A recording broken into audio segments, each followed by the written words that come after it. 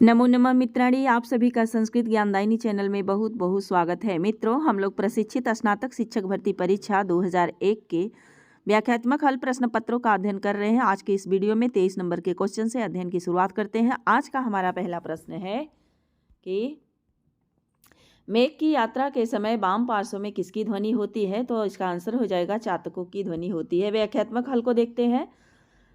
दिया है कि मानसरोवर जाते समय आकाश मार्ग में मेघ के सहयात्री कौन होंगे? तो इसका भी आंसर होगा राजहंस। आकाश मार्ग में पंक्ति बांधे हुए मेघ को कौन देखेंगी? आकाश मार्ग में मेघ को कौन देखेंगी? तो आंसर हो जाएगा पंक्ति बांधी हुई बगुलियाँ। वामस चायम नदति मधुरः चातकस्ते सगंधः। गर्वीला चातक जो है मेघ के बाईं ओर आवाज कर रहा है। मेघ की यात्रा के समय वाम पार्श्व में बाईं ओर कौन बोलता है? तो चातक इसका आंसर हो जाएगा। कि उत्तर रामचरितम में कुल कितने अंक हैं? तो 7 अंक हैं। मालविकाग्निमित्रम में 5 अंक है। स्वप्नवासव दत्तम में 6 अंक है। उत्तर रामचरितम में 7 अंक है और मृच्छकटिकम में 10 अंक है। अगला क्वेश्चन हमारा है कि उत्तर रामचरितम में छाया अंक कौन सा है? तो छाया अंक तृतीय अंक छाया अंक के नाम से जाना जाता है। प्रथम अंक चित्र दर्शन, द्वितीय अंक पंचवटी प्रवेश, तृतीय अंक छाया अंक और चतुर्थ अंक क्या है? कौशल्याजनक योग है। अतः हमारा विकल्प सी सही हो जाएगा। अगला क्वेश्चन है कि तुम जीवितम तोमसि में हृदयम द्वितीयम। उत्तर रामचरितम में यह किसकी उक्ति है? तो यह वासंती कहती है। इसके व्याख्यात्मक हल को देखते हैं हम लोग कि त्वम जीवितम तमसि में हृदयम द्वितीयम। वासंती राम को उलाहना देते हुए कहती है कि तुम मेरा जीवन हो, तुम मेरा दूसरा हृदय हो, इत्यादि सैकड़ों सैकड़ों वचन अपने प्रिय सीता के लिए कहा करते थे। आगे है कि विरह व्यथेव वन मेति जानकी। विरह व्यथा के समान जानकी वन में चली आ रही है, ये तमसा का कथन है। सरदी जैव घरमः केतकी गर्भपत्रम, यह मुरला का कथन है। अहम एतस्य हृदयम जानामि मम ऐसा, यह सीता का कथन है। अगला क्वेश्चन है उत्तर रामचरितम के तृतीय अंक में राम किससे अपनी विरह व्यथा का वर्णन करते हैं? तो वासंती से करते हैं। अगला क्वेश्चन हम लोग देखते हैं। अगला क्वेश्चन है, व्याख्या है इस क्वेश्चन की। तो व्याख्या में दिए हैं कि राम वासंती से अपनी विरह व्यथा का वर्णन करते हैं। तमसा सीता के साथ रहती हैं। तमसा और मुरला 2 क्या है? नदियां हैं। और सीता अपनी बात तमसा से कहती है क्योंकि पूरे तृतीय अंक में राम के साथ वासंती और सीता के साथ तमसा रहती है।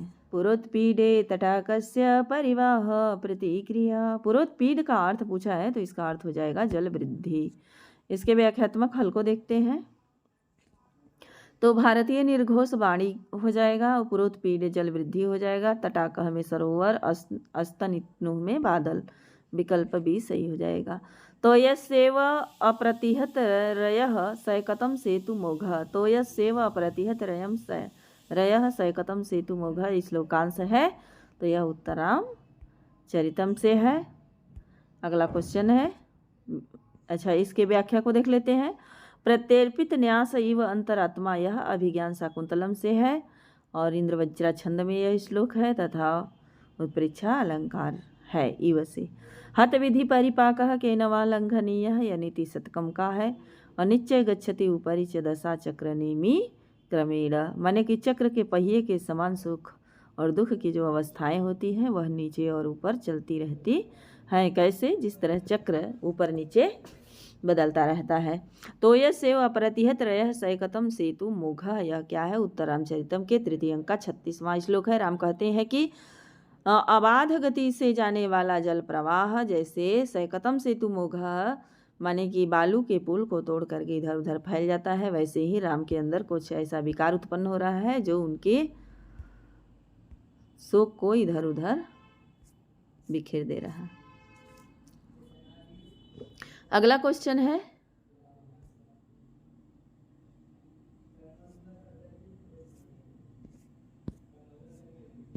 कि करुड़ रस प्रधान नाटक कौन सा है? तो उत्तर रामचरितम क्या है? करुड़ रस प्रधान नाटक है। उत्तर रामचरितम करुड़ रस प्रधान है। मुद्रा राक्षस वीर रस प्रधान है। मालती माधवम श्रृंगार रस प्रधान है और अभिज्ञान शाकुंतलम भी श्रृंगार रस प्रधान है। अगला क्वेश्चन है कि उत्तर रामचरितम में वर्णित तमसा और मुरला क्या है? तो 2 नदियां हैं। ततः प्रविशति नदी द्वयम प्रस्तुत पंक्ति तमसा और मुरला के लिए प्रयुक्त है। ये दोनों नदियां हैं। वासंती वन देवी है और सीता क्या है? उसकी प्रिय सखी है। और सीता राजा जनक की पुत्री, राम की पत्नी, लव कुश की माँ है। वनवास काल में इनकी कोई परिचारिका नहीं थी। कुश और लव दोनों राम और सीता के पुत्र हैं। कुश बड़ा भाई है, लव छोटा भाई है। इनकी भी परिचारिका नहीं थी। अगला क्वेश्चन है करुणस्य मूर्ति अथवा शरीरिणी विरह व्यथेव वनमेति जानकी। यह कथन जो है तमसा का है। व्याख्यात्मक हल देखते हैं। हृदय कमल सोसी दारुणो दीर्घ शोकः, माने कि भयंकर और दीर्घ शोक जो है वह हृदय रूपी कमल को सुखा देने वाला है, ऐसा मुरला कहती हैं। दृष्टया परहीन धर्म खलु स राजा, यह सीता का कथन है कि सौभाग्य से राजा जो है आज भी धर्म से हीन नहीं हुए हैं।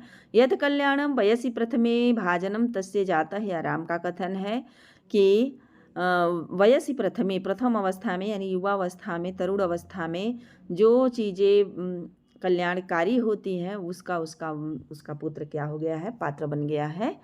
यह करिसावक के लिए आया हुआ है। करुणस्य मूर्ति अथवा शरीरी विरह व्यथेव वनमेति जानकी। जब सीता गोदावरी से निकल करके पंचवटी में प्रवेश करने लगती है तब का वर्णन है। और तमसा कहती है कि सीता करुण रस की साक्षात मूर्ति अथवा शरीर धारणी वियोग व्यथा के तुल्य पंचवटी में चली आ रही है। विकल्प डी सही है। भवभूति किसके आश्रय कवि थे? तो भवभूति जो थे यशोवर्मा के आश्रय में रहने वाले। यहाँ से भी प्रश्न बनता है, हमेशा बनता है, तो इसको हम लोग ध्यान से देखेंगे।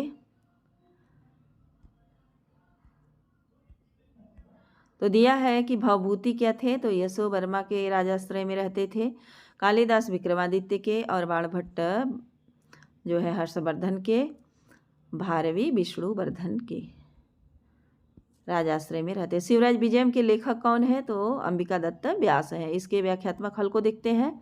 10 कुमार चरितम दंडी का है, शिवराज विजयम अंबिका दत्त व्यास का है। ऋतु संहारम कालिदास का है और किरातार्जुनीयम भारवी का है। अतः विकल्प भी सही है। अगला क्वेश्चन है संस्कृत संजीवनी समाज की स्थापना किसने किया? तो ये व्यास जी ने किया। व्याख्यात्मक हल देखते हैं कि संस्कृत शिक्षा प्रणाली में सुधार के लिए संस्कृत संजीवनी समाज नामक संस्था की स्थापना व्यास जी ने किया। अतः विकल्प डी सही है। तो मित्रों यहीं तक। इसके आगे का क्वेश्चन मैं अगली वीडियो में लेकर के आऊँगी। यदि आप हमारे चैनल पर नए हैं तो चैनल को सब्सक्राइब कर लें, बेल आइकन को प्रेस कर लें ताकि हम जो भी वीडियो अपलोड करें उसका नोटिफिकेशन आप तक पहुँचता रहे। धन्यवाद।